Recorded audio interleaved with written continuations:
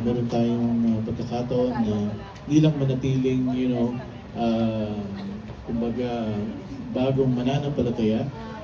We have this growth na kinakailangan po natin sa ating pananalig sa ating Panginoon. And of course, napakahalaga rin po na maintindihan po natin na meron tayong tinatawag na spiritual maturity. And pagka spiritually mature ka, naintindihan mo ang ginagalawan mo, and you're not easily offended. Kasi nga, alam mo yung tayo mo bilang mananampalataya. And Christian maturity requires a radical reordering of one's priority. Ibig sabihin, nagbabago yung pananaw natin, pleasing ourselves to pleasing God. Right? So, yan po yan. At tayo po ay nagpapasalamat dahil tinuturuan pa tayo ng Panginoon. Okay? Nobody's still perfect. Nobody's still there. Ika nga. Kundi tayo po ay natututo sa salita ng ating Panginoon. And the key to maturity actually is, minsan may mga bagay sa buhay na maliliit na bagay, pinapalagpas nila.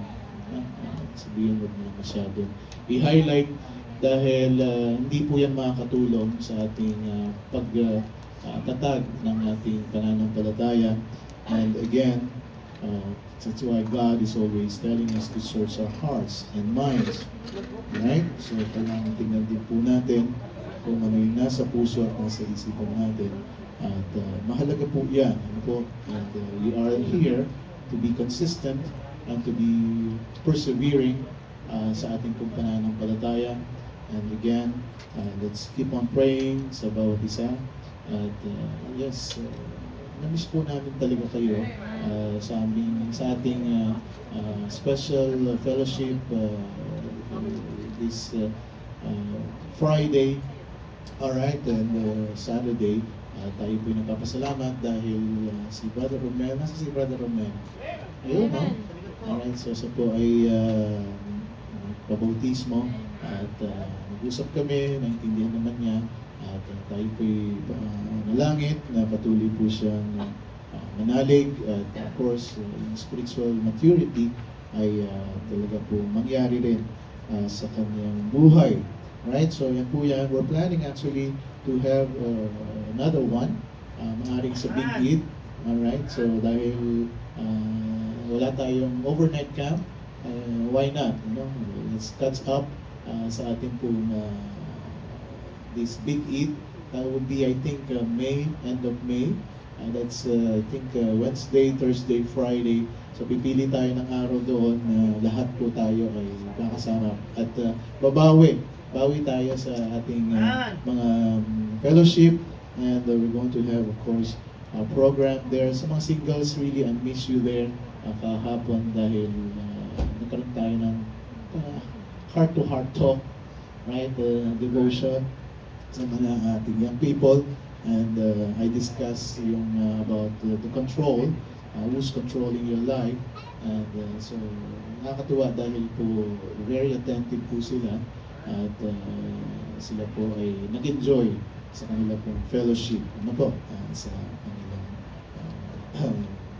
bonding po sa fellowship. Okay, again, maraming salamat po sa bawat isa at magandang umaga po sa inyong lahat.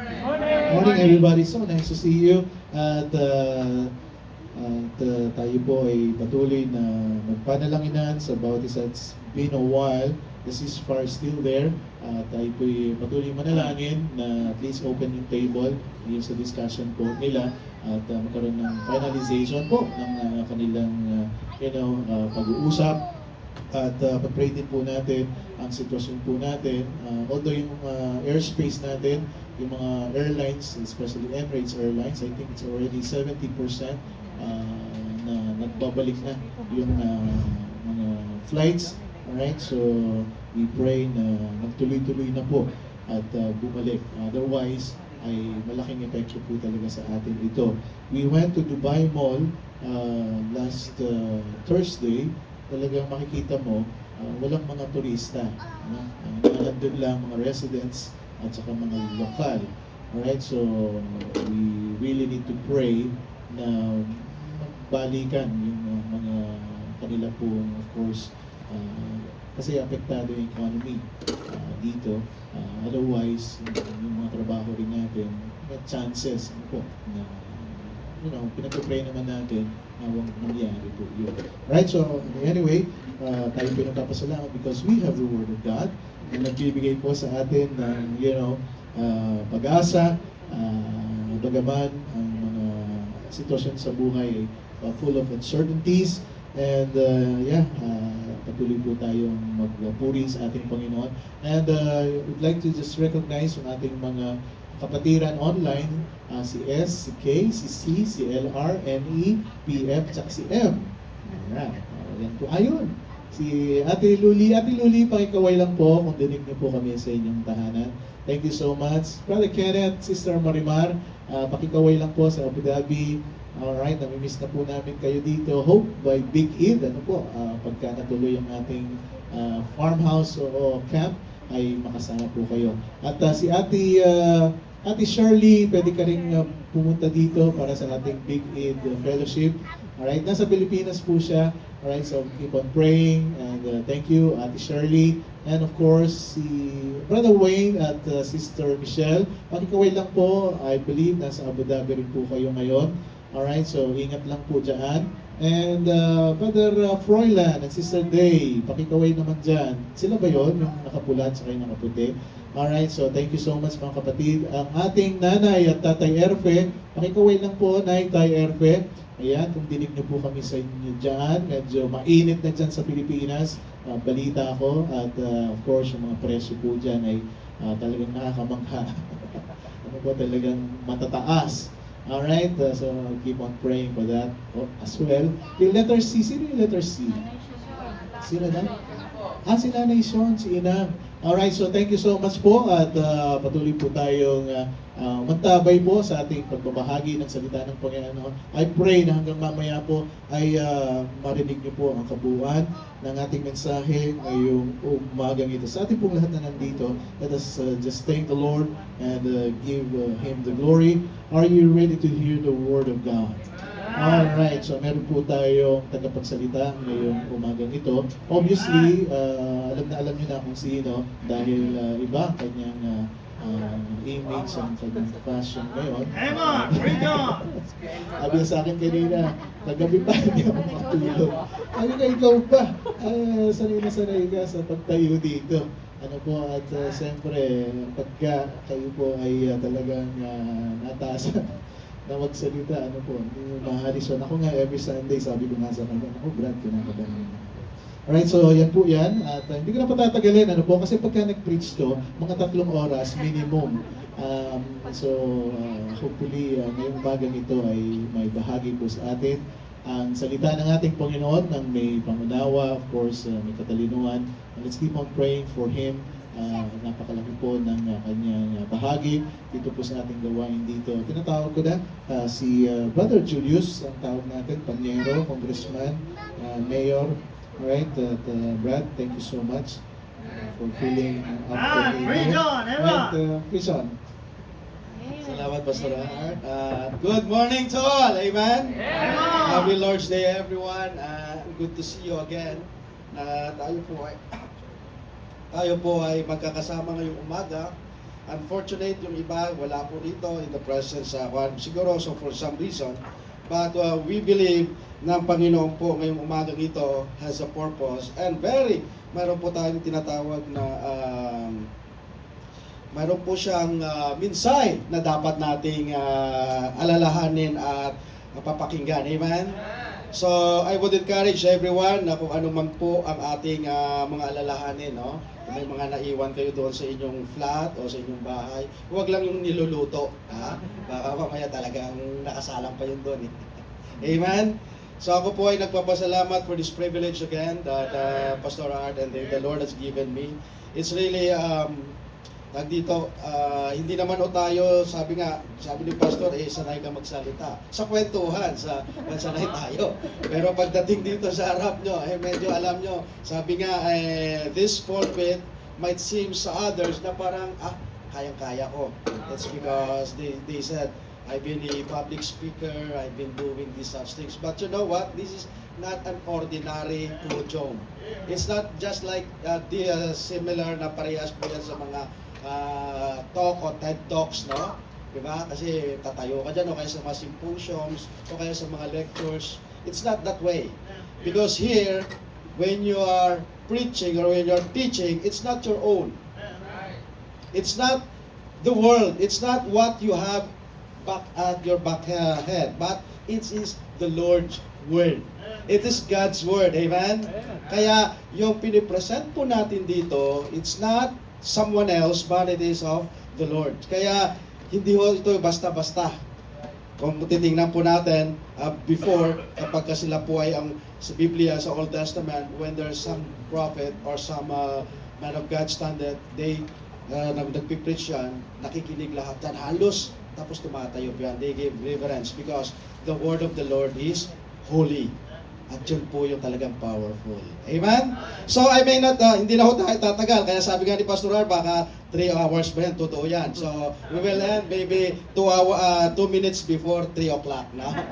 May I invite everyone to stand up at alam naman po siguro natin yung ating topic of the day sa ating pong announcement, the Stones of Victory. Amen? Handa na ho ba tayo? Or we want to be a victorious? Gusto ba nating maging achiever or ano ba yung victorious sa Tagalog? Tagumpay or sa Tagalog, hindi nyo na alam. Usig or matagumpay. Yan. Okay, so 1 Samuel chapter 17 verse 40. Please open your Bible and read with me together as we read our text today. So, 1 Samuel 17 verse 40, say amen kung andyan na po kayo. Amen. Ilan lang. So, let's read our passage. And he took his staff in his hand and chose him 5 smooth stones out of the brook and put them in the shepherd's bag which he had, even in a scrip, and his sling was in his hand, and he drew near to the Philistines. So, yung text po yun, ang binasa natin, it refers to David, no? Sa alam natin yung storya, David and Goliath. Today, my message today is about David and Goliath. So, children's story. Let's go to the Lord in prayer. Dear God, Heavenly Father, Lord, salamat po sa umagang ito. And thank you for the strength and the time you have given to us another day na kami po ay makapag-aral, makapag-worship sa inyo. Lord, this is your word. This is not an ordinary text or lessons, but it is your word. I pray that the Holy Spirit will speak to us and help us, O Lord, that we may be enlightened and given message that will feed and that will fill our spiritual life, our spiritual hungriness, Lord. I pray that the Holy Spirit will control our environment. And even, Panginoon, sa mga nasa online, I pray that you will speak to them, take out the mga disturbances, at saka makafocus po kami sa inyong salita. Forgive us of our sins, O Lord God. In Jesus' name we pray. Amen. And amen. You may now be seated.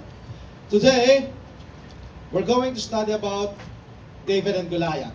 Sinong hindi nakakaalam ng kwento na yan? Most of us, or maybe all of us, knows about the story of David and Goliath. Kung paano, kahit anong maliit pa tayo, alam na natin yan. O kinukwento na yan, si David at si Goliath. No?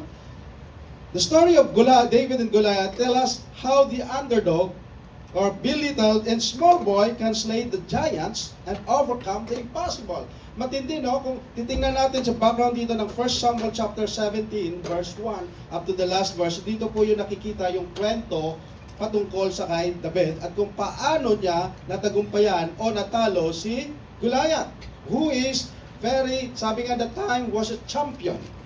He was the champion of the army of the Philistine. Wala hong kinakatakutan siya kasi siya isa sa mga giant So, pag sinabing giant, so at that time, sa mga Bible scholar, they know that the height, ang bagasakan, hindi siya ordinary. Ang height siya nasa 9 feet. Imagine. Tapos, and then sa verses, napakalaki niya, and is carry 100 pounds of yung mga shells. Imagine ka, parang, hindi mo, parang, alam mo ba yung pag nakikita yung sa mga warriors, so mukha lang nila yung makikita dito, tsaka ito lang, yung, kasi may helmet. So, that how, and even, that how na yung mga Israelites, they were afraid of Goliath. In fact, inamon nga ni David, ni Goliath, na kung sino makakatalo sa kanila, sa kanya, and then, ang Philistines ay magiging slave nila. At kung sila naman ang matalo, they will become the slave of Philistines. So that was the story. Now, so David, makita natin, he was a small boy. But he is an underdog. Tingnan natin, belittled. But makita natin si kwento dyan mamaya that he overcame the impossible. Today, we're facing various giants as well. May mga giants in our lives that way we consider big and we are afraid of. The giants of uncertainties. Mayroon tayong tinatawag na mga hindi sure na mga pangyayari. Uncertainties in our environment, in our work. Right? And even masasabi natin na, I'm stable financially, emotionally, or spiritually. No. Those were uncertainties. Last week, it's a quite sad na sa company Friday, we have a meeting with the CEO and then wala na banggit sa mga na tinatawag na sitwasyon sa company but situation in the environment na of course sabi nga ng ating pastor, there were hospitalities na nagde-decline. Yung tourism, kita mo ngayon yung mga hotels doesn't have any mga guests from foreign or mga tourists, kaya nag-acquire sila ngayon o nagpo-promo sila sa mga local o kaya mga residents because business, to be honest, or economy is really down. Dito lang, regional. I mean, it's because of we are at war. I mean, so, Friday, medyo hindi pa nabanggit. Then Sunday, nung Monday, Tuesday, there were immediate sa company na parang it's some of it ay hindi inaasahan ng mga meeting o kaya pangyayari. There were some that we were been by department, we've been told each sa group, sa meetings. And you know, alam naman natin na some of you were been may mga nagpipray na nawawalan ng trabaho kasi sa yung may mga termination. So there were also in our company.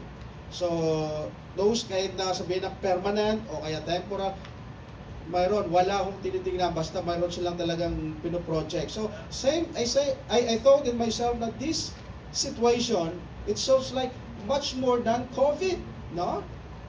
Medyo kasi ang COVID noon, medyo at least kahit papaano, work ka na sa bahay pero mayroon ka tinatawag na yung company mayroon leeway that 1 month or 2 months and even our top executive ay nag-slash ng kanilang salary just to maintain sa mga yung hindi naapektuhan. Kasi kung magte-terminate sila kagad, syempre, mawawala. Imagine ka, you're thinking about this one and then suddenly you don't have any job, you don't have any other source of income, you expect this one. So, because, of course, management changes and management, we don't know. But during that time, I said, yung CEO namin, slash pa yung 45% ng kanyang salary para lang.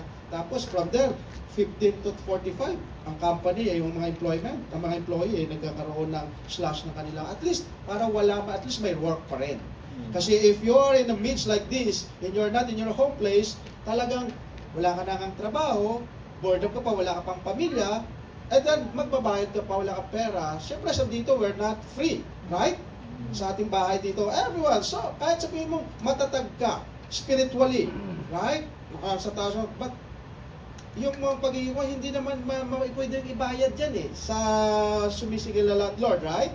Although, yes, God will not magpapabaya sa atin. So, what I'm saying is that there were uncertainties.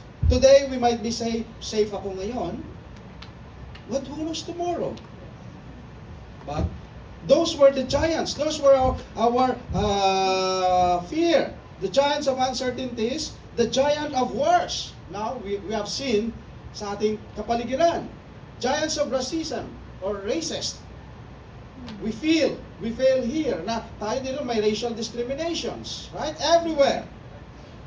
The giant of fatherlessness, meaning may mga pamilya, may mga anak na wala ng mga father because father is selfish, right? Sa Amerika, pagka nangyayari, wala pakialam dyan sa anak. Basta you stay up, pag nag-reach ka na ng 18, wala na. Diba? So, giant of fears, especially. All of us have fear. I don't know what you fear. Ano yung tinatakutan mo? Baka asawa mo kinakatakutan mo. Yan ang matindi. Ha? Some of us, fears of heights. Or some of us, fears of darkness. Ayaw nating matulog na right? O baka yung iba sa inyo ay fears of hadla pa kayo, wala kayong pera. No? Lahat yan, mayroon. Mayroon tayong tinatawag na takot. And then of course, a giant of sicknesses. May mga sakit tayo, lahat. Baka ngayon, healthy ka. E paano na lang kapag ako ay nagkasakit? Wala akong insurance. Right? Wala akong pambili. Paano na lang sino mag-aalaga sa akin? If I'm getting old, who will take care of me? Right? Those things nakapagbigay sa atin ng tinatawag na preparedness. And even sa tinatawag na spiritual life natin, we are giant of spiritual coldness and backslidden. We are all subject to this. Amen? We are not, like sabi natin, ay, okay ako ngayon dahil naglilingkod ako ngayon. And even, siguro, kung tatanungin ko kayo ngayon, ask yourself, what giants or what kind of giants you are facing today or you're thinking about? Don't tell me na wala. Baka takot ka sa akin. No. Also, we have Goliath. Goliath roam in our world today. That is debt, utang. Sino walang utang? Sabi nga sa Pilipinas, hindi ka pa naipanganak. May around billions ka ng utang sa Pilipinas. Hindi ka pa naipanganak, ha? Imagine ka na. Goliath of disaster. Mga disaster, no? Yung mga tinatawag na kalamidad. Dialysis, meaning pag nagkakasakit ka. Danger, deceit. Those were Goliaths that still roaming in our, surrounding in our mind, and even disease. And mostly depression. He is with us. We carry Him every day as we live as Christians. So, today, not only like Goliath in the physical realm, but we are also facing, or we are surrounded by Goliaths in our lives. You and me are facing that every day. So now, the story of David and Goliath, intentional and sovereignty included in the Bible, inalaw to ng Panginoon. Kaya recorded to, it's because to remind the people of God, again and again, that we are called and destined by God to be the giant slayers. By the Lord's grace and power, we can overcome this Goliath in our lives. Amen? Kaya nga may story dito para mangin gabay natin, may pakita na kung paano natin kayang talunin itong mga giant ng buhay natin sa inaharap natin. Amen? Katulad ni David. Now, we're going to focus on the story of stones that David used. Kung matitingnan, hindi lang yung kung paano siya nakipag-away, but ito, hindi natin ito nakikita yung bato na ginamit ni David, kaya naging victorious siya. Amen? The story of the stones of victory that the young David used to overpower Goliath. With these small 5 stones, he made a great difference and impact in the lives of the people of God, Israel. This time would help the children of God to emulate and replicate what David has done, and later, he received the title as a man after his own heart.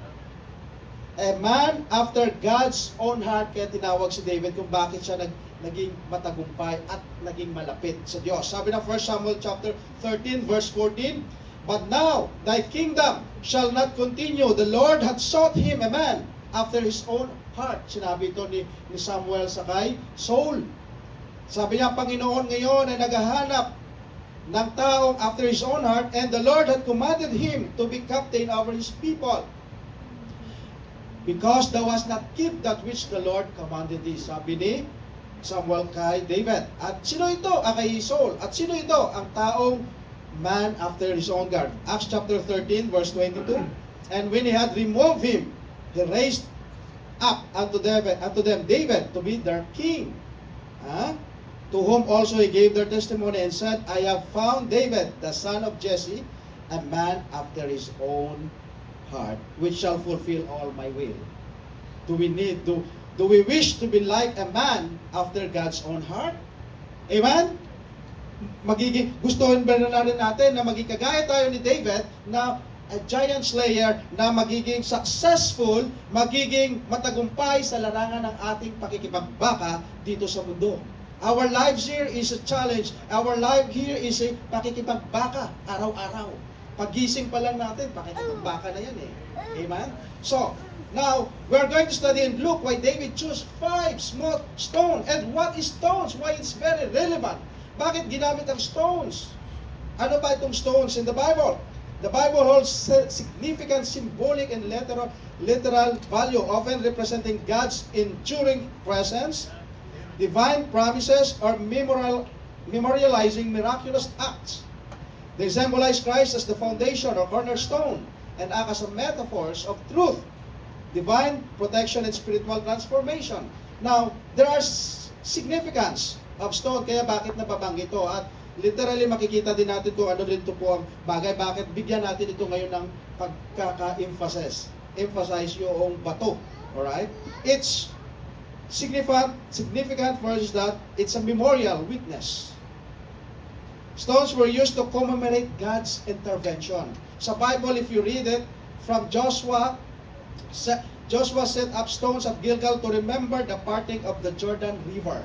Naalala nyo yung cross nila noon from Egypt to Jordan sa kabila, nagkaroon ng parting. Kaya naglagay si Joshua ng tinatawag na bato just to memorize o alalahanin kung paano ang Diyos nag-intervene sa kanila. Kaya it's a witness.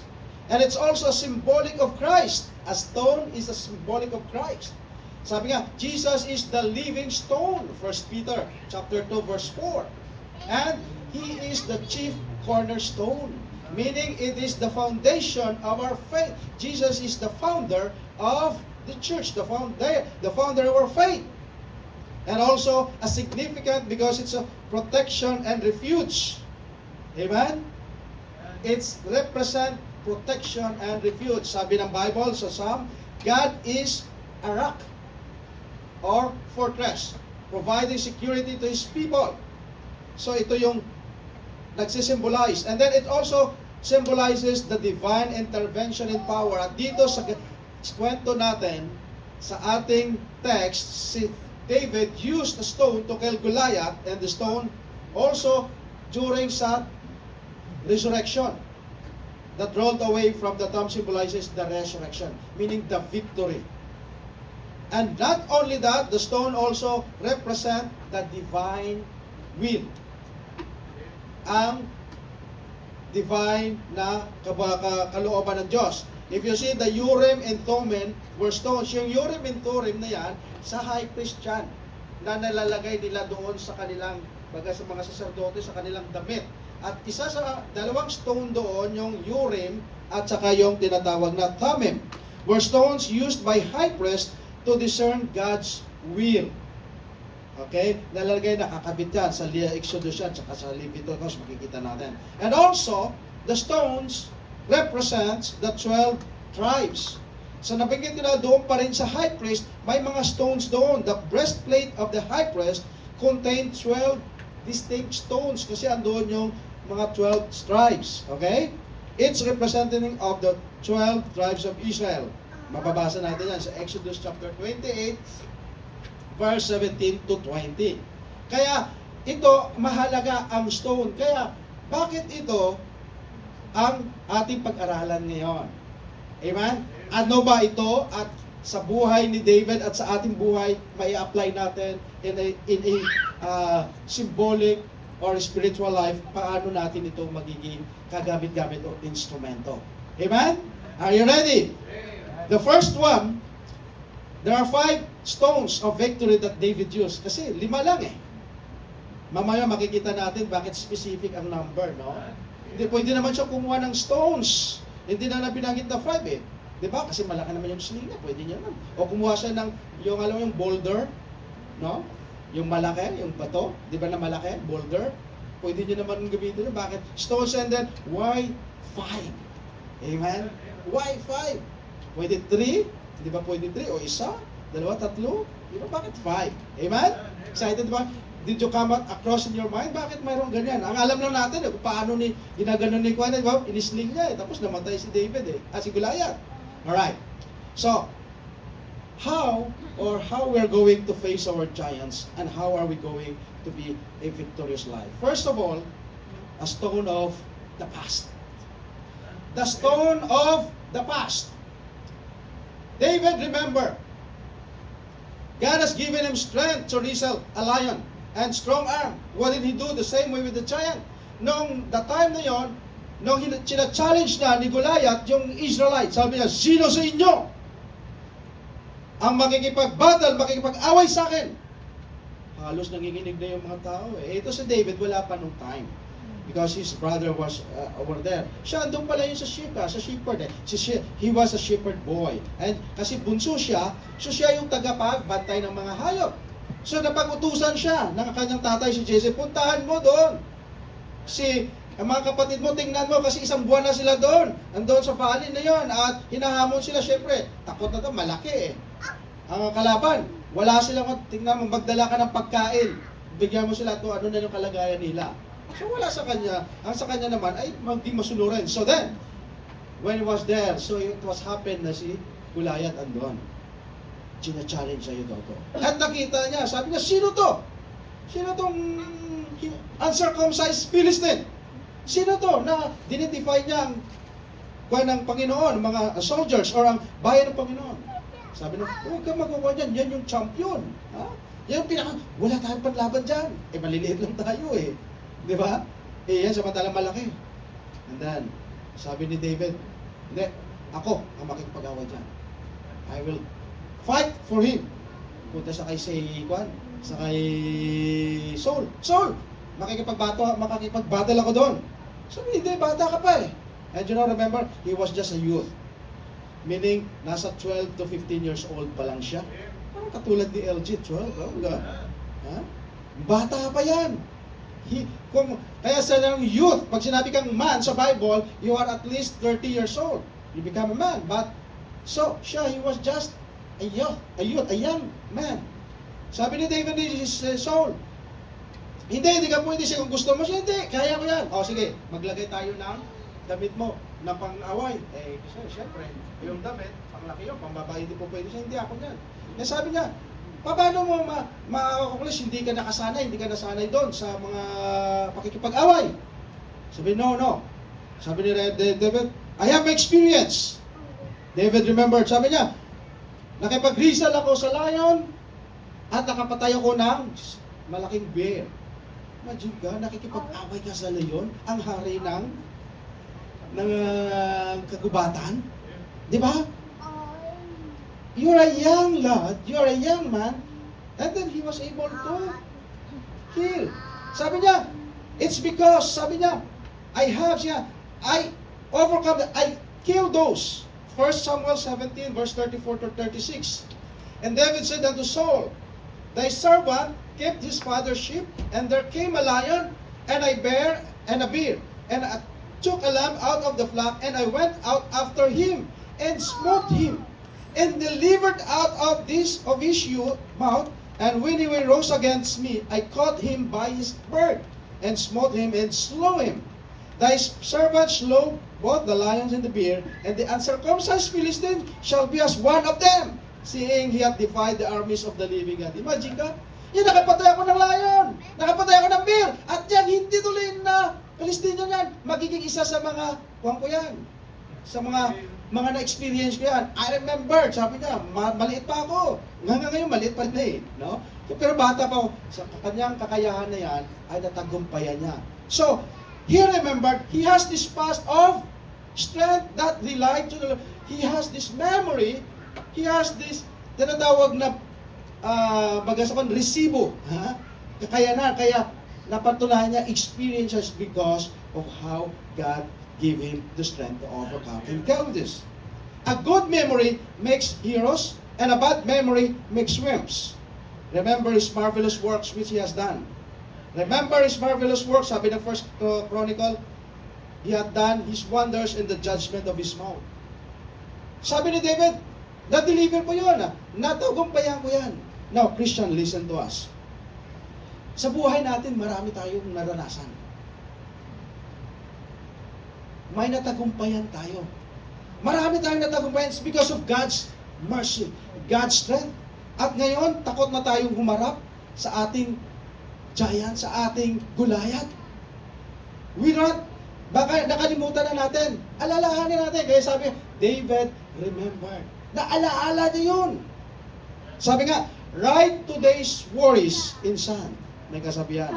Isulat ang inyong mga worries sa lupa o sa buhangin. And chisel yesterday's victory in stone. Iukit nyo ang inyong katagumpayan ng nakaraan sa bato. Amen? Napakaganda. Ang tanong, ano ang naiukit nating tagumpay sa bato sa nakaraan? Is not faithful to us? Kaya bakit andito ka pa? Tapos magrereklamo pa tayo. Lord, pinabayaan niyo ako. Bakit marami akong problema? Bakit binigyan ako ng kasakit na to?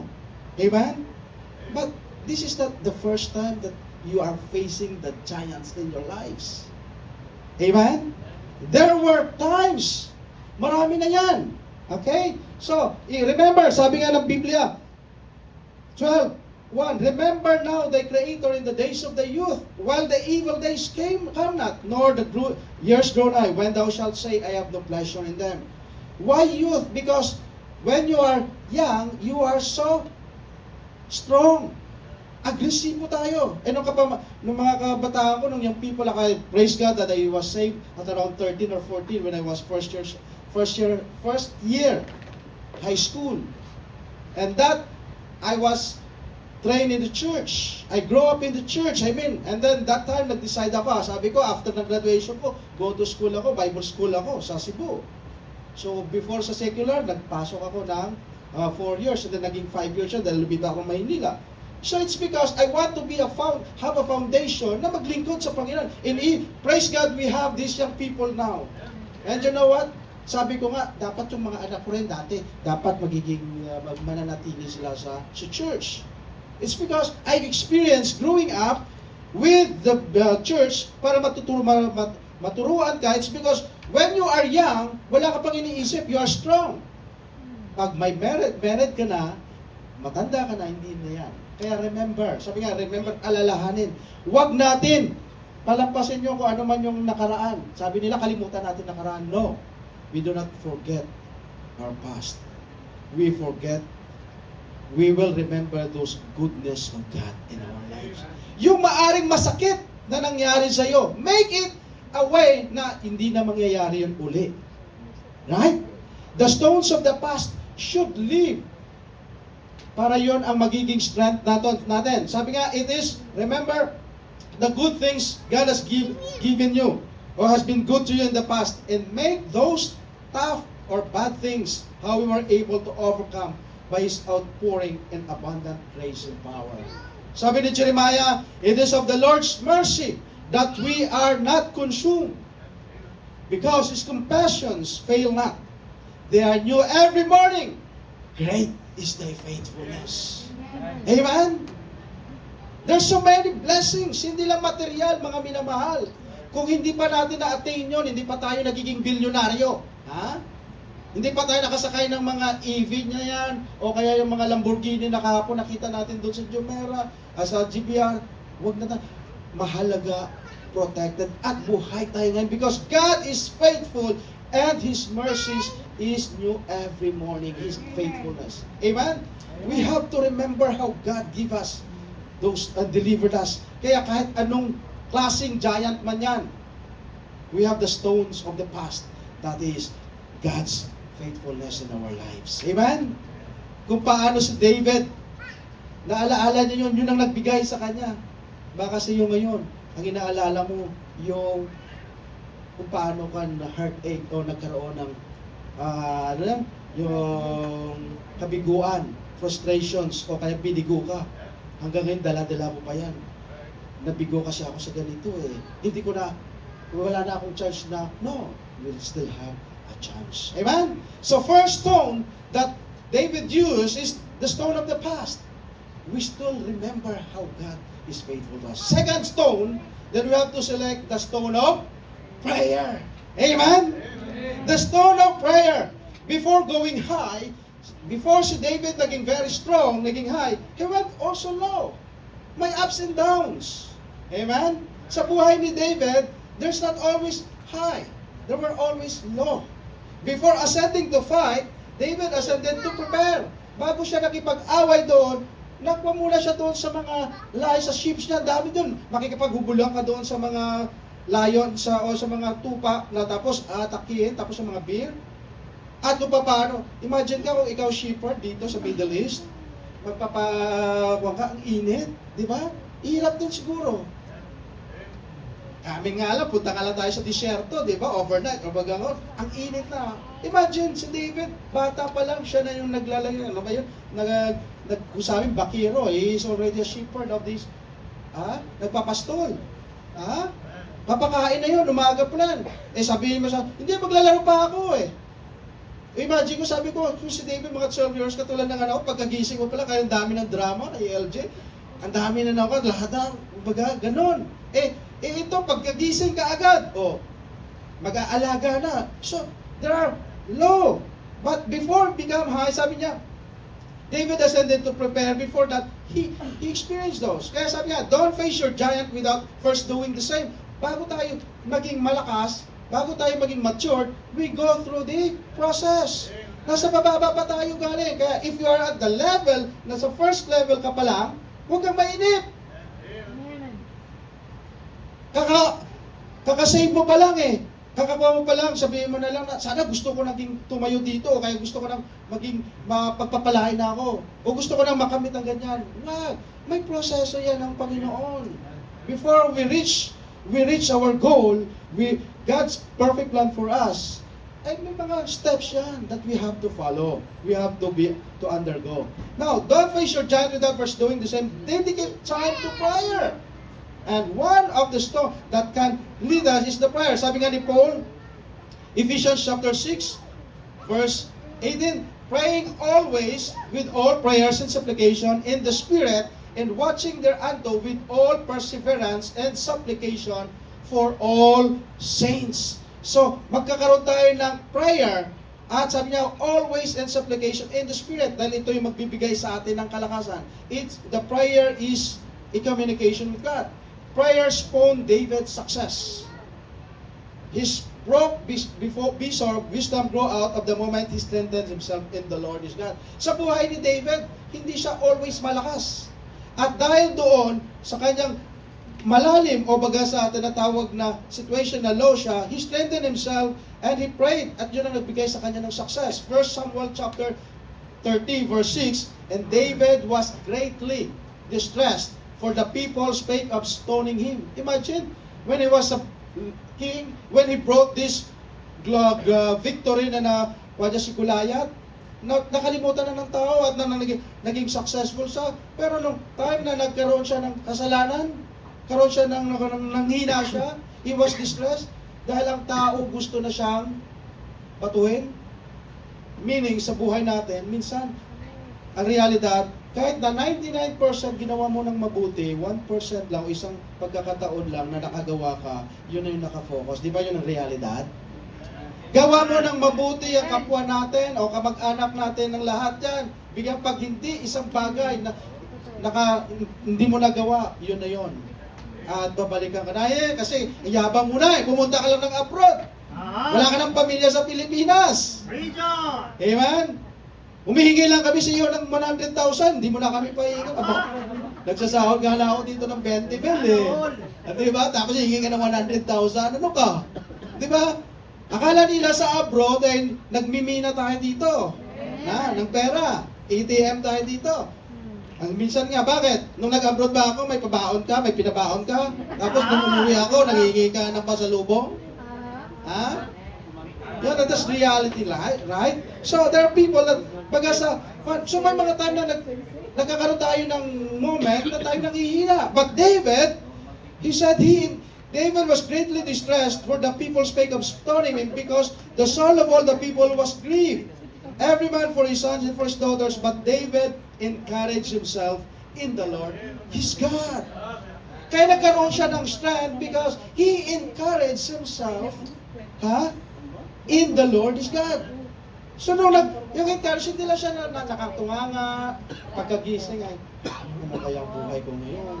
Tapos pagkatanghali, ganun, ano. No! He encouraged himself, Lord, I see what you have done to me. Kaya nakikipag-communicate siya sa Panginoon at ang yun ang nagbibigay sa kanya ng kalakasan, katagumpayan. All of us experiences of those. Nakakaranas tayo. Lalo kapag nag-iisa ka o ano man ang sitwasyon sa buhay natin. Now, when Saul's soldiers tried to capture him, at nung yung mga soldiers ni Saul ay hinahanap na siya, toward that, anong sabi niya? Psalm 59, verse 16, yung hinahunting siya, but I will sing of thy power, sabi niya, yea, I will sing aloud of thy mercy in the morning, for thou hast been my defense and refuge in the day of my trouble. Siya, Panginoon, ikaw yung aking taga-sangga, ikaw yung aking palangga, ikaw yung aking fortress sa mga taong umuusig sa akin. Saul was trying to kill him, but he said, Lord, you are the one my defense. Ang tanong, sino sa atin? Sino ang sinasandalan natin kapag may problema tayo? Andiyan naman si pastor eh. Andiyan naman si tatay eh. Andiyan naman si nanay eh. Andiyan naman yung bangko ko eh. Andiyan naman yung ATM eh. Di ba? Hindi, marami naman akong ipon eh. Magaling naman ako mag-diskarte eh. Makahanap mabubuhay naman ako kahit na hindi ko kayo kailangan. Narinig nyo na bang mga ganyan? Kaya ko naman buhayin eh. Hindi ko kayo kailangan. Di ba? But, sabi ng Panginoon, sabi ni David, God is my defense in the days of my trouble. Although magaling si David, he has experienced that, but he still trust and rely on God by prayer. He used the stone of prayer. He communicated to God. Sabi niya, be merciful unto me, O God, be merciful unto me, for my soul trusted in thee. Yea, in the shadow of thy wings, I will make my refuge until the calamities be overpast. I will cry unto God, Most High, unto God that performeth all things for me. When David soaked his mind in God, he stood. Nung time na si David ay pag nasa faithful siya, very dito mainit siya sa Panginoon at he always trust, he stood. But when he did, kung nangihina siya. Kung malayo siya sa Diyos, he flop. Nag-flip siya. Nagkakaroon siya ng lalo. Ganon din ang buhay natin bilang Kristiyano. He must spend time in prayer when he seduced Bathsheba. Remember si David po, nung time kaya nung siya malakas, di ba, kaya marami siyang nasulat ng mga Psalms. Because he is so near to God. He is so prayerful to God. Pero hindi lahat sa panahon, andun siya, kaya nga may ups, may lows. But don't you think, nung na-seduce niya si Bathsheba, yung pinatay niya si Uriah, yung asawa ni Bathsheba, do you think nasa high siya? Of course, he was away. He was away from God. The same way also, if we are near, if we are faithful to God, we can overcome our giants. We can face our giants squarely because of God's help. But if we are far, we distance ourselves from God, we flip. Makakagawa tayo ng kasalanan pa. Amen? Kaya magtataka kayo, bakit? Before, sabihin natin, I used to be. Di ba may mga word na, di ba siya, faithful ka naman? Yes, I used to.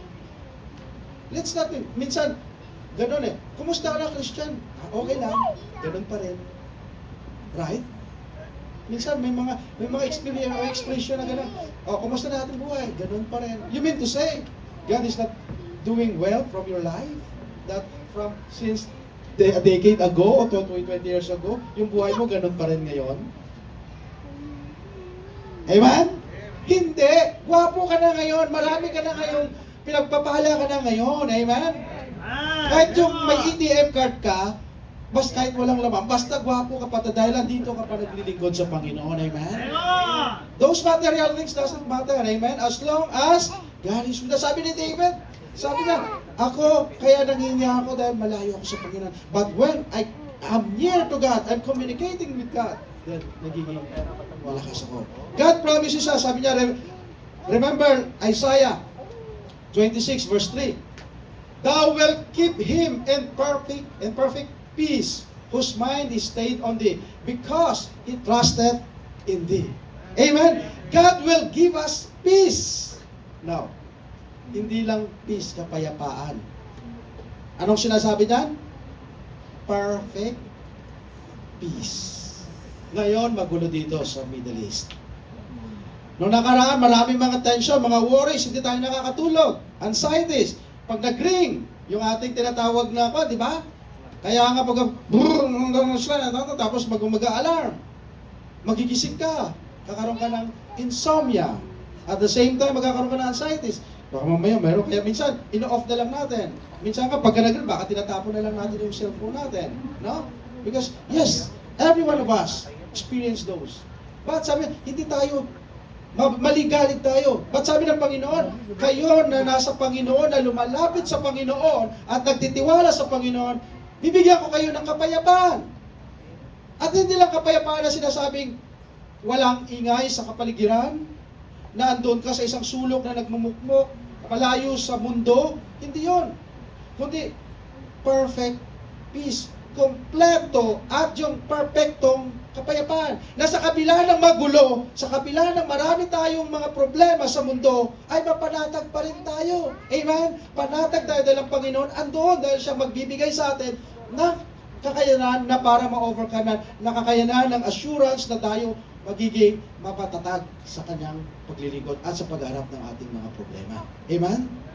Yan ang kapayapaan na kahit na wala kang pera, but because God has promised you that He will never leave us nor forsake us, we hold on to that. Amen? Na kahit na pabayaan tayo, kahit na wala na ng trabaho, ma-terminate man tayo, but we know that God will give us a new job. Will give us, there is always a purpose. Hindi yung sabihin na, pinupolitika lang ako, kasi kalaban ako nito. No, no. Yes, you might be right, dahil yun ang pananaw natin. But beyond that, we do not know because God has real purpose. Mas mayroon pa siyang mas maganda, mas matindi na kalooban sa iyo. Amen? Kung nabigo man tayo ngayon o marami tayong mga problema at hindi natin nagkaroon tayo ng mga ganitong sakit, yes, God has a purpose. Katulad sa akin, I really do not know, but you know what? I just say, Lord, no, kung hindi tayo nagkakaroon tayo ng ganito, parang hindi ka nagpa-medical, parang okay lang, parang wala malakas, pero nung nagpa-medical ka na, check mo, nakita na. So nag-worry tayo. But Lord, this is it. We are not superhuman here. Although we're Christian, we're still subject to these infirmities. We're still subject to sinful nature at yung reaction nun, yung konsekwensya ng kasalanan. You know what? Ang mga sickness natin, yung mga naramdaman natin is because of our sins. I mean, not because we did some sin, but because of the sinful nature. And of course, there is a penalty, a consequence on every sin that we made.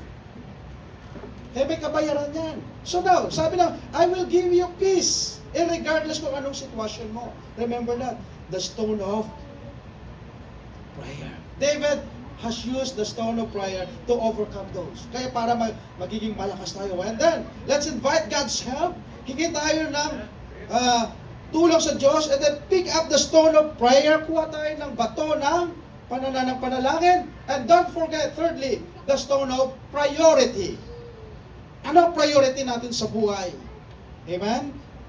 Sabi ng Biblia, sabi naman, let's say, remember your highest priority. What is your highest priority? God's reputation. Amen? Reputation ng Panginoon. David jealously guarded it. No one was going to defame his Lord.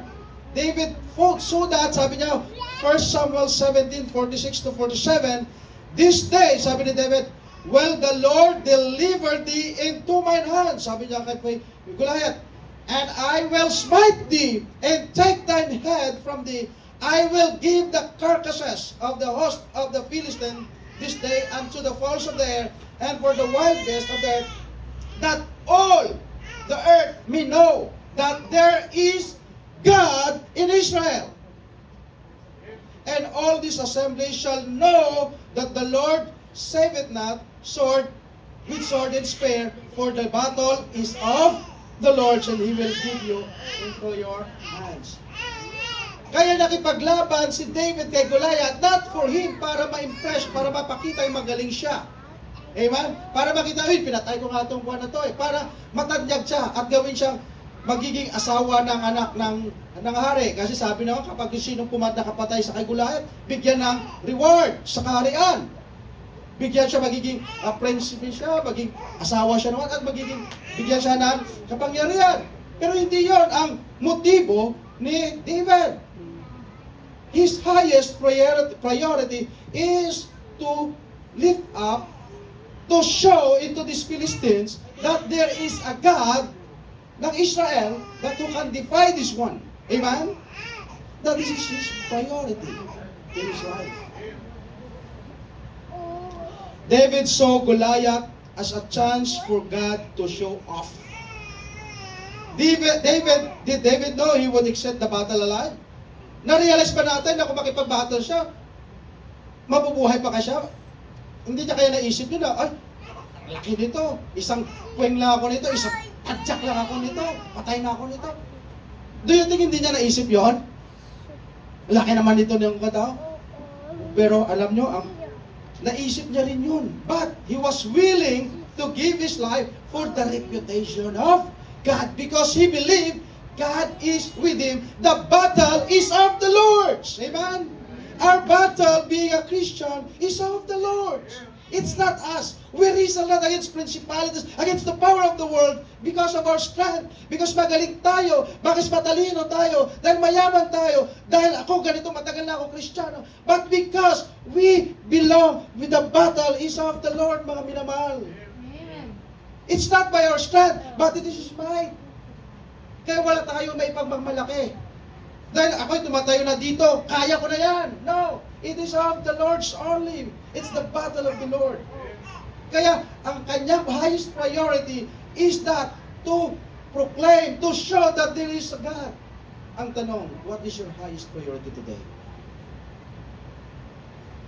Makapagtapos ng trabaho, makapagtapos ng pag-aaral, makapagtrabaho, makapag-asawa ng maganda. Amen? Makapagkaroon ng tinatawag ng mga anak, ng mga masarorin, mga gwapa at gwapa, di ba? Mga magaganda. Magkaroon ng bahay na alamansyon na katulad ng kwarto doon sa dito, yung sa taas, ano nga yun? Sa penthouse, na yung kwarto, yung CR nila, doon sa aming room, ang CR nila, sa amin lang room, partition, malaki pa ang CR doon kaysa sa room namin dito ngayon, okay? Di ba? Magkaroon ng maraming sasakyan, at pagkatapos maraming pera sa bangko, mali-maleta, para mag-travel na lang ako. Yan ba yung priority natin? Highest priority natin na magkaroon ako ng award, makilala ako sa aking company, magiging CEO ako, CFO ako. Is that our highest priority? Walang masama doon. Yes, walang masama doon. Pero kung ikaw ay Kristiyano, ang highest priority natin is God's reputation. God's honor, that wherever we are, kung ano man ang ating katayuan, ma-honor natin ang ating Panginoon. Amen. Amen? Walang pinipili yan. Pag malakas na ako, pag magaling na ako, sa akin, pag mag-edad na ako nito, maglilingkod ako sa Panginoon. No, it's not.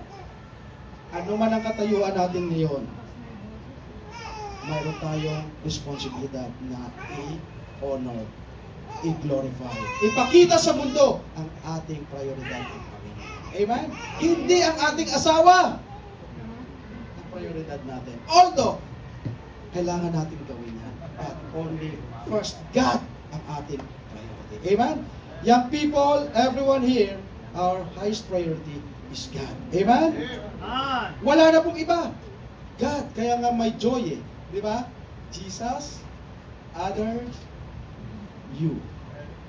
We want to have joy. Katulad ni si Brother John Bay, Jesus Amen. first. Amen? Then others. And then you. Walang joy na nauuna yung sarili. Ha? Ano yun? Huge? Huge? Y-O-G? Joy. Amen? Amen. What if you see your giant in the same manner? Paano kung makita mo yon? Ang ganon ang kalaban mo? Of course, may mga problema. We should welcome that. Amen? Kung may problema, may giant sa buhay natin, we have to welcome that. We have to, yes, thank you God, because I have the chance to show off who God is in my life. Amen? Your cancer is God's chance to flex His healing muscle. Kung may sakit ka, may cancer ka, ito yung chance na makikita na kung gaano kalakas, katapat ang Panginoon sa buhay mo. In the lives of Ate Penny. Amen? He has cancer, but God is faithful to him. Amen? That we can say, we saw how God's presence and God's power show up in her life. They became still faithful. Ito yung magmumukpok na lang tayo eh. Di ba? May sakit ka na nga, magmumukpok ka. Church, invite tayo, punta tayo sa church. Hindi, may sakit kasi ako eh. Kasi ako mga wala kasi pera. Wala ka nang pera, wala ka nang sakit. May sakit ka na nga. Tapos hindi ka pa pupunta sa simbahan. Right? Is that our remedial antidote? Yan ba yung ating makakatulong sa atin? No. The more na malapit tayo sa Panginoon, then we have to prioritize. And then, your sin is God's opportunity to showcase. To showcase God's grace. Mga minamahal, ano ba ang your struggling marriage can billboard the power you're struggling. So kung may mga problema tayo ngayon, anong ating tinatawag na nilalapitan? Sino? Then we have to have this priority. Let's continue, mga minamahal. Titingnan natin, i-evaluate natin ano ang ating highest priority. Now, this time, ang ating priority ang Panginoon. Ano man ang ating sitwasyon? Amen? The stone of priority. Who is your priority? The stone of past, the stone of prayers, ang ginamit to have successful. And number 3, the stone of priority. Let it be God. And then, announce God's name and then reach for, number 4, the stone of passion.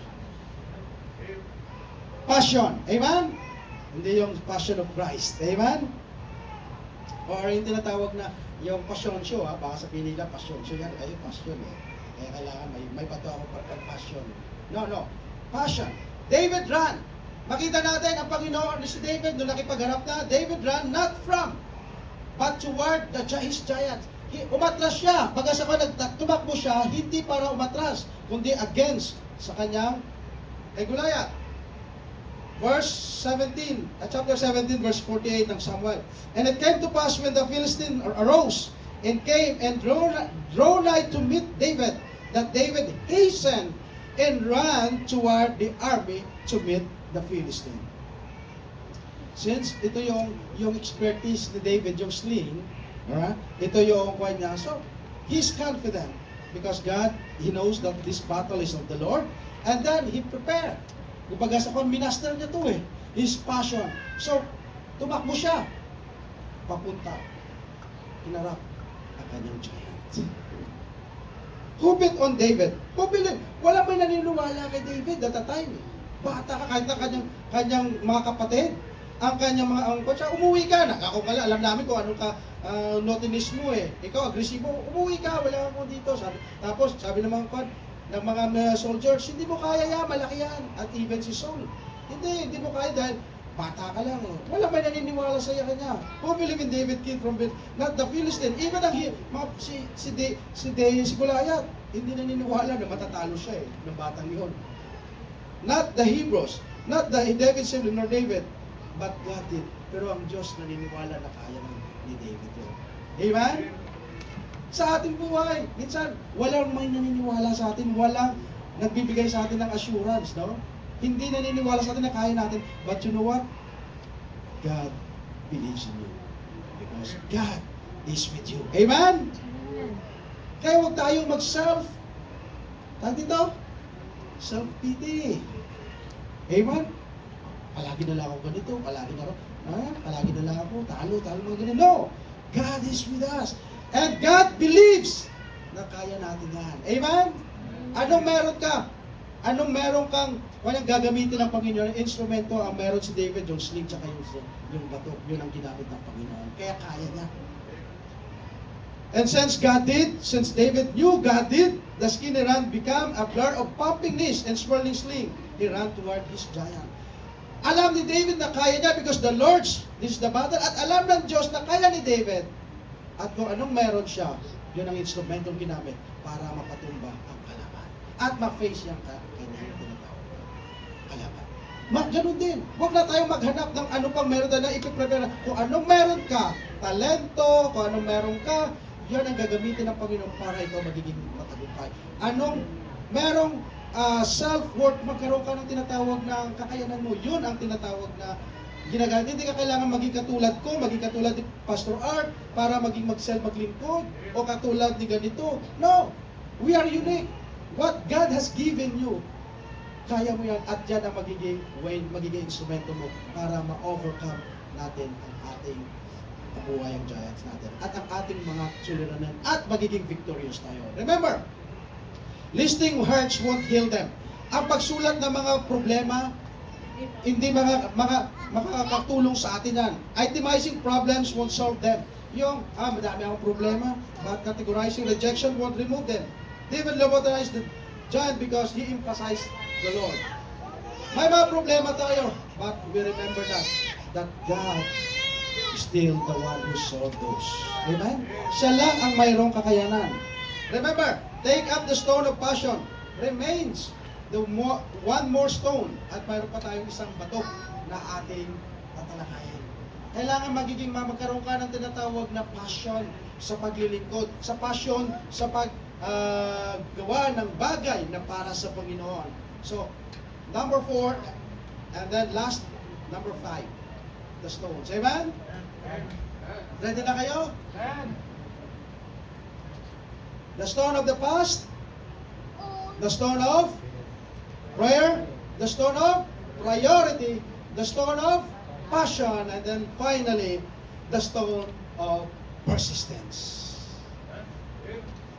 Ito minsan ang problema natin. Nakakarinig tayo ng ngingas kugon, na term na sa Pilipino. Ngingas kugon, right?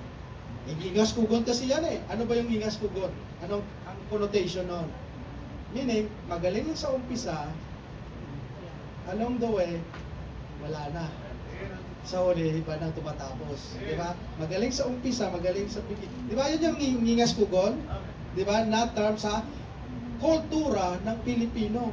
Dahil kasi magaling na yan, yung ngingas kugon yan eh. Di ba? Siyempre, lahat naman, hindi lang Pilipino, kahit sa mga lahi may terms kasi sa una, siyempre, papa-impress ka. Kung bago kang hire, di ba, bago ka sa company, papa-impress ka. Di ba? Pakita mo, kaya mo eh. Kaya mo yan. Pero alam the way na medyo okay na, matagal na, inabot ka na ng 50 anyos sa company, nangingas kugon ka na yung dinada. Di ba? So, now, persistence, ito yung minsan nawawala eh. Yung tinatawag consistency or persistence. Now, the stone of persistence, what is this? Why do you think kaya katakulong ko? Bakit? May 5. Di ba? 5 bato. No? David didn't think one rock would do. Sabi niya, pwede naman isa lang para tirahin ko si David kasi Goliath eh. Pero bakit 5?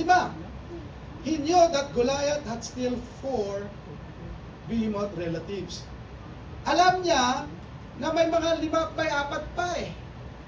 Na kapatid na malalaki din, gigante. Sabi niya, pag tinalo ko to, si Goliath, yung kanya mga kapatid, ay hahabulin pa rin ako nito. Lalabas yan, di ba? Makaiganti yun eh. So may 4 pa ako. What if na lang kung isa na lang? E di, pag pinatay, tinumba niya, wala na yung 4 niya pang kapatid na mga igante, edi wala na, talo pa rin sila. You get the relevance. Now, sino to? Sabi ng Biblia. First, Isbinok. Sabi niya, and Esbinob, which was one of the sons of Chaya, the weight of whose spear weighted 300 shekels of brass in weight, he being girded with a new sword, thought to have slain David. Ha?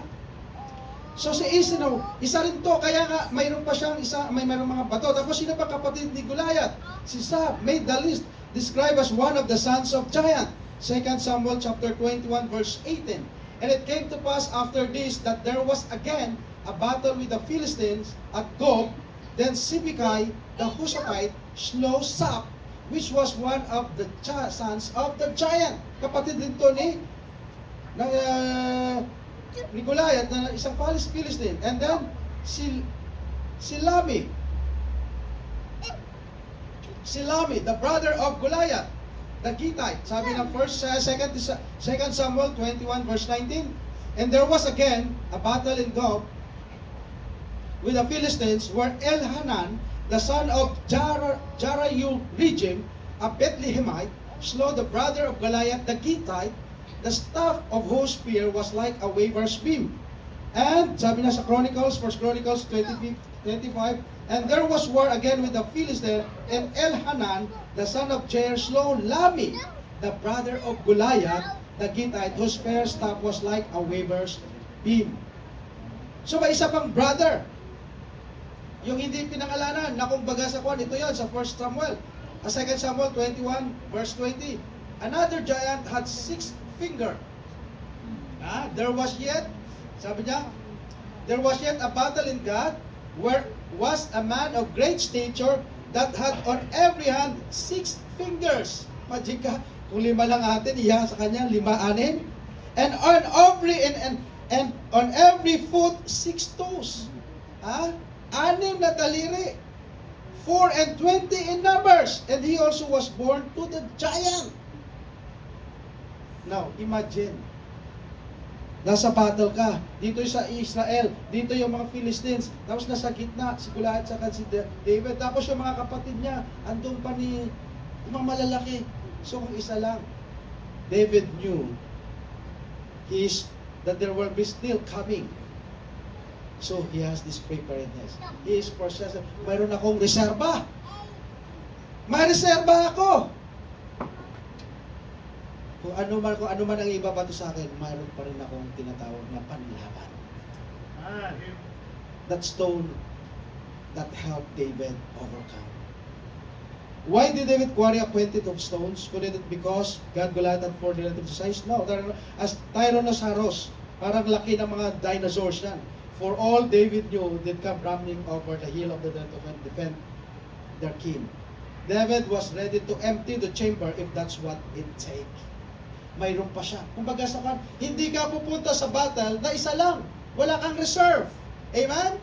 Dahil, tatalo ka. Ganun din. Let's imitate David. Every day is our battle.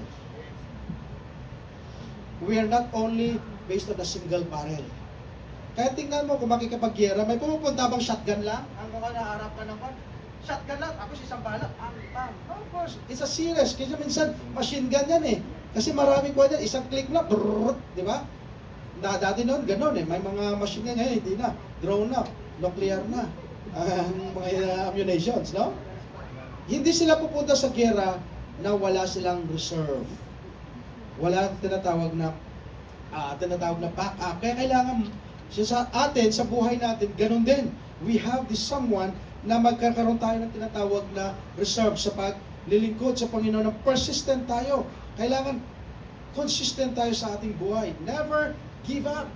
Kung mayroong tinatawag na problema, isa yan, mayroon pa yung kasunod. Diba? Kung ang amo mo ngayon ay kontra ka, huwag mong isipin na wala pang pag inalisan, ang amo mo ay hindi naman magiging ganyan. Mayroon pa rin niya, maaaring mas matindi pa. Amen? Diba? Ako dati, sabi ko sana, iba bakit ito mayroon ganito. Pagdating ko sa isang company, mayroon na naman ganyan pa rin. Diba? Na ganyan klase. Hindi tayo pwedeng makapili eh.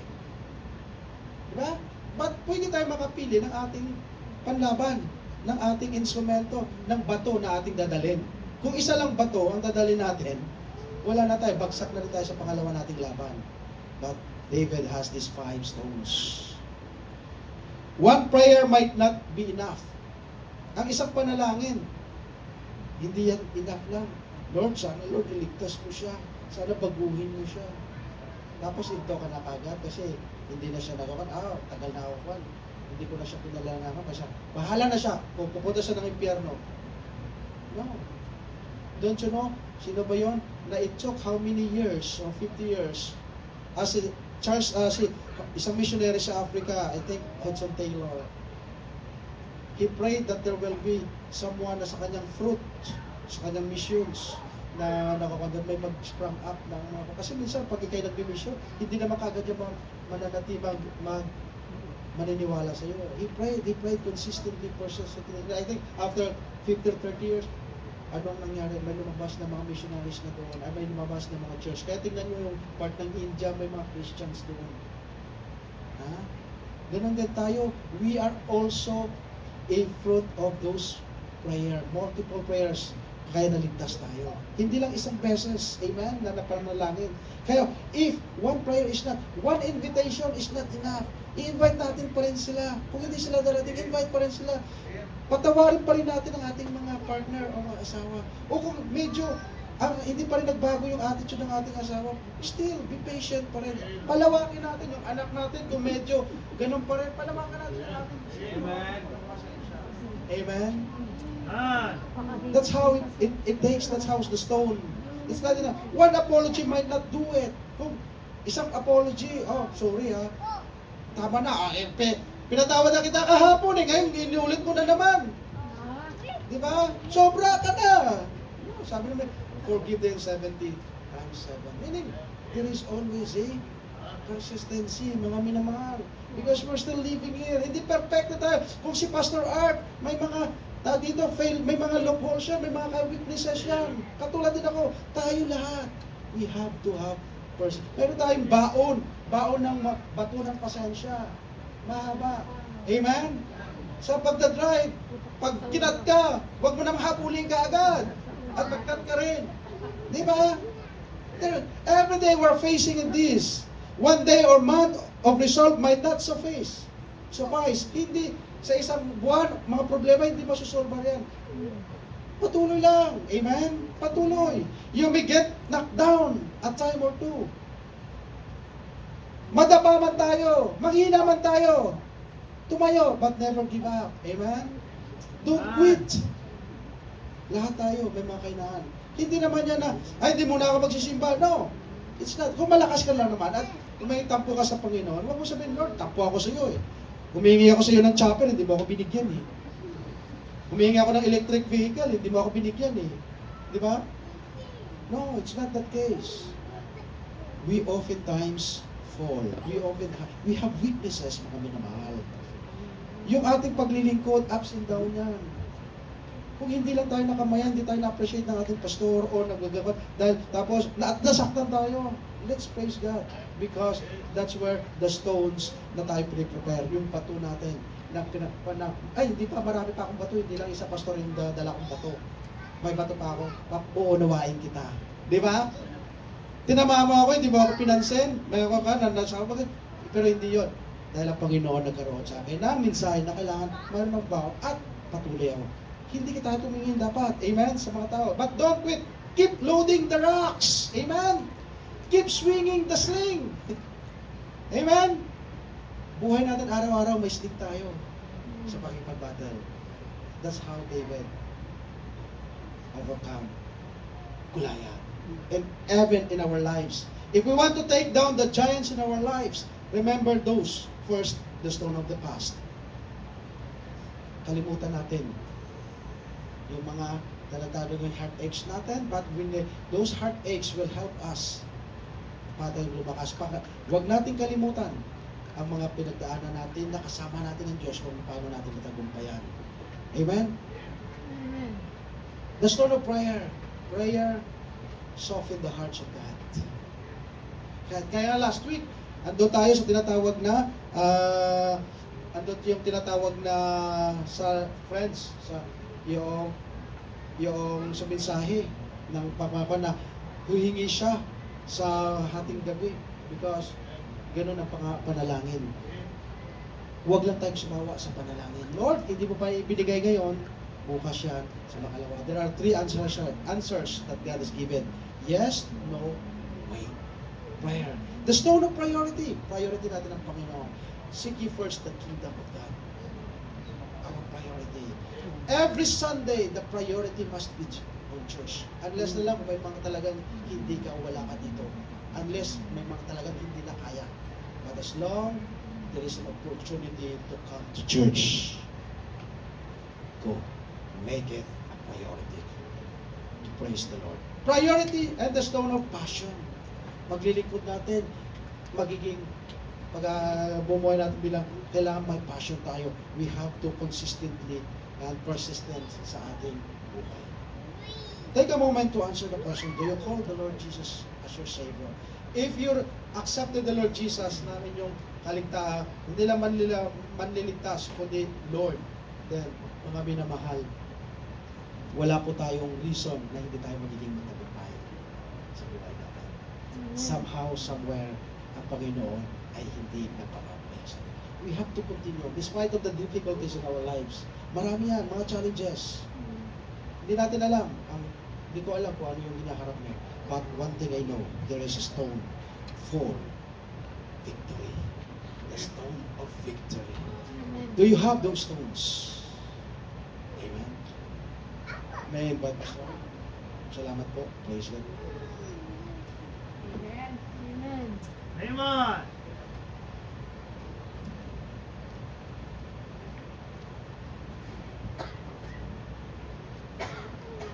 Ayun na, bagyan na po yung mensahe sa atin ngayong umaga. At God has given David 5 stones that represent God's enduring presence at God's intervention. Napakahalaga po nito sa ating buhay. And every day is a battle, sabi nga ng ating kapatid na Julius. And all of us, we are called to go and fight the good fight of faith. Ang laban po natin ito, ito yung laban na napakabuti sa harapan ng ating Panginoon. You know, giants in our lives, those giants of uncertainties, ang mga wars, ang mga racism, ang mga sabihin nating fatherlessness, which is really rampant nowadays. Maraming mga bata, walang mga ama sa tahanan. You know, there are giants of fears, mga takot, mga sakit, spiritual coldness, and backslidden hearts. You know, there are Goliaths, sabi nga ng ating kapatid na Julius, mga utang, disaster, dialysis, danger, deceit, and this is depression. And to take down all these giants, you know, sa ating pong buhay, kakailanganin po natin itong 5 stones na binigay din po kay David. At sa ating pong mga iganteng problema, why not use all these stones? You know? Gamitin natin, patuyan natin yung mga higanteng yan. Use the stones of the past. Yan po yung kapangyarihan ng Panginoon.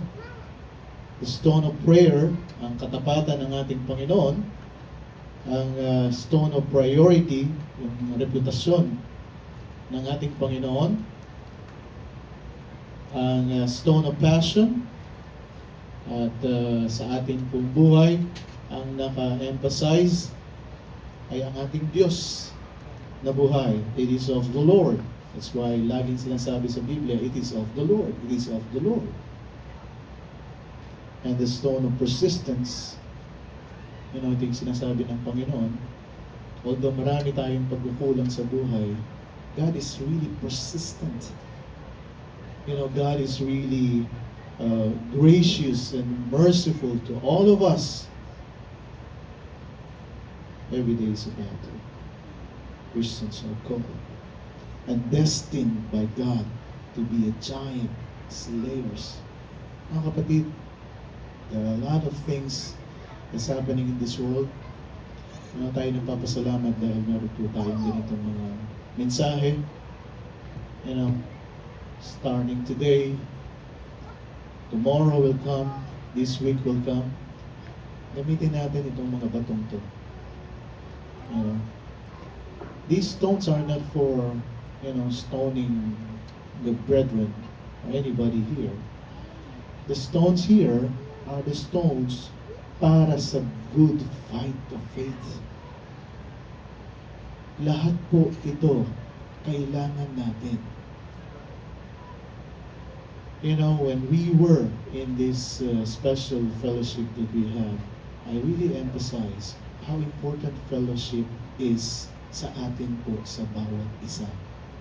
Sa panahon po natin ngayon, kailangan natin ang bawat isa.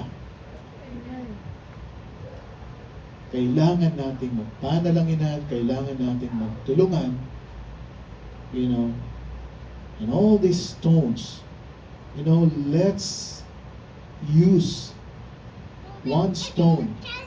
Mapaglabanan po natin yung division, yung hindi pagkakaintindihan sa church. Kung hindi, let's forget the past. Let's forget the past. Yung sinasabi ni Brother Julius na past, ito po yung katapatan ng ating Panginoon. Let's remember the goodness of God in our lives. Mga kapatid, tabi ng ating verse sa 1 Samuel 17:40, and he took his staff in his hand and chose him 5 smooth stones out of the brook and put them in a shepherd's bag which he had, even in a scrip, and his sling was in his hand, and he drew near to the Philistines and threw all these stones to the giant, the stones of victory. Napakaganda.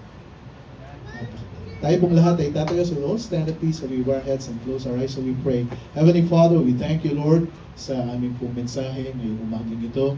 A lot of things happening in our lives. There are giants of uncertainties, distresses in life, mga fatherlessness, mga kapatid, mga sakit, diseases, all these things na hinaharap po namin sa buhay na ito.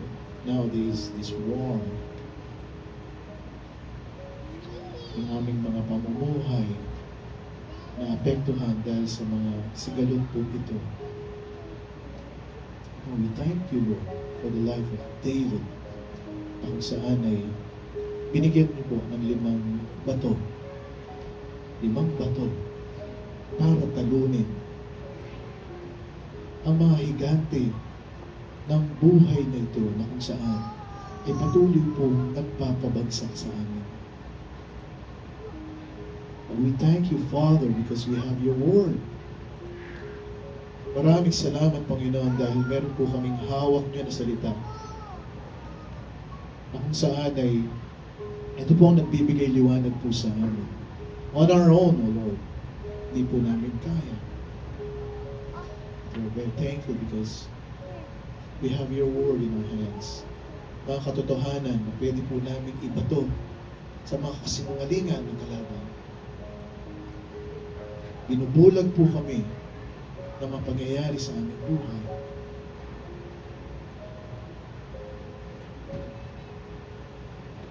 Panginoon po namin, kami po'y patawarin niyo sa aming mga pagkukulang. Help us, Father, to use these stones. Ang aming panalangin, Panginoon, ay huwag naming pabayaan. Every day, kami po'y dudulo po sa inyo. Gagamitin po namin ito para mapaglabanan po ang pagsubok po namin sa buhay.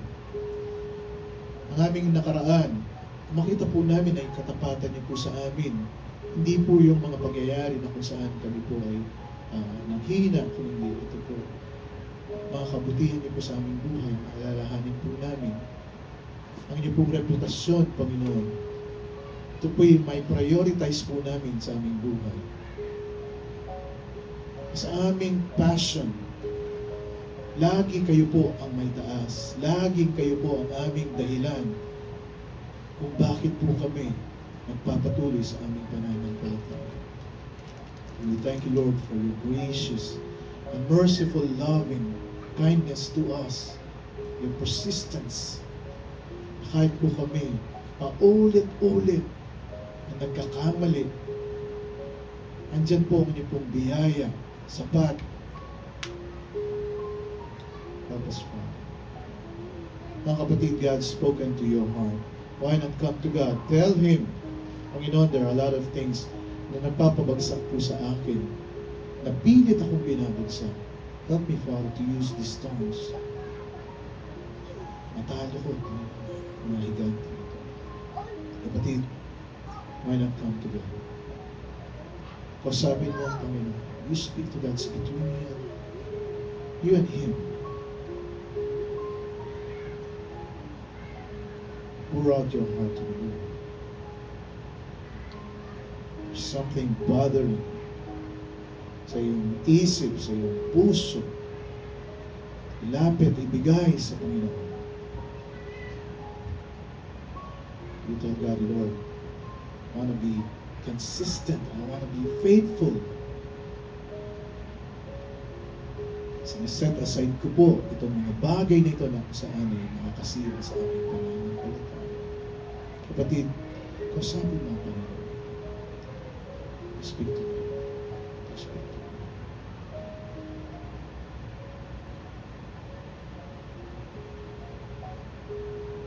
Every day is a battle. Fight the good fight of faith.